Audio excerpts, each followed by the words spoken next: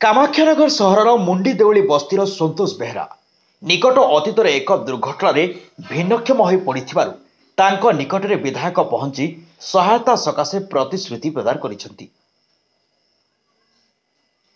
ମୁଣ୍ଡି ଦେଉଳି ବସ୍ତିର ସନ୍ତୋଷ କୁମାର ବେହେରା ନିକଟ ଅତୀତରେ ଏକ ଦୁର୍ଘଟଣାରେ ଗୁରୁତର ଭାବେ ଆହତ ହୋଇ ତାଙ୍କର ଗୋଡ଼ କଟାଯାଇଥିଲା।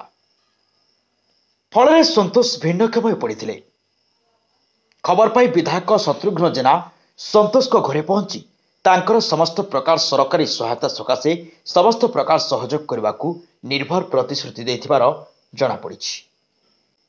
କାମାକ୍ଷାନଗରର ପ୍ରକାଶ କୁମାର ପାତ୍ରଙ୍କ ରିପୋର୍ଟ, ଦ ନ୍ୟୁଜ୍ ଟୁଡେ।